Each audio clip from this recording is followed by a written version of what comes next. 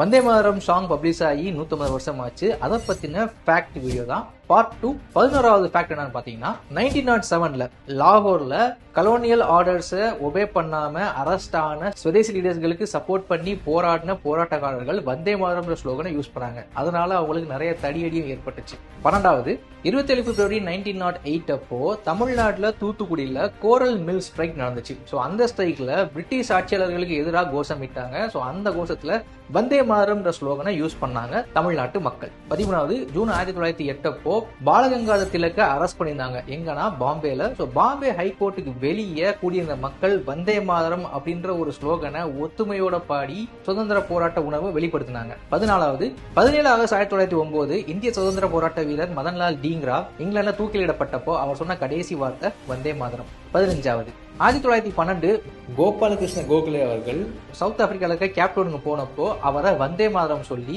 ஆரவாரத்தோட welcome பண்ணாங்க. 16வது 16 April 1907 வருஷம் Vande Mataram English ஜேர்னல்ல Sri Aurobindo mention பண்றாரு. வந்தே மாதரம் அப்படின்ற சாங் ரிலீஸ் ஆகி 32 வருஷம் ஆச்சு அப்படின்னு சொல்லி சொல்றாரு.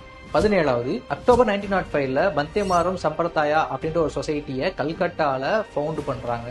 ஸோ இது மூலமா தாய்நாடு அப்படின்ற ஒரு ஐடியாவை ப்ரொபகண்டாவா எல்லாருக்கும் பரப்புறாங்க. 18வது த ஆனந்த மட் அப்படின்ற அந்த நாவல் பாத்தீங்கன்னா ஒரு குரூப் ஆஃப் சன்னியாசிஸ் பத்தின ஒரு ஸ்டோரி.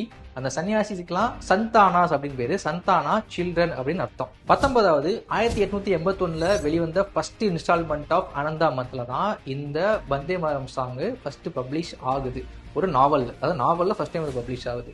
20வது பாத்தீங்கன்னா 24 ஜனவரி 1950 வந்தே மாதரம நேஷனல் சாங்கா கான்ஸ்டிடியூண்ட் அசம்பிளி அடாப்ட் பண்றாங்க. இந்த மாதிரியான எக்ஸ்க்ளூசிவான கண்டென்ட்ஸ்க்கு வெராண்டா யூடியூப் சேனலை சப்ஸ்கிரைப் பண்ணிக்கோங்க. Veranda ES, where your dream becomes reality.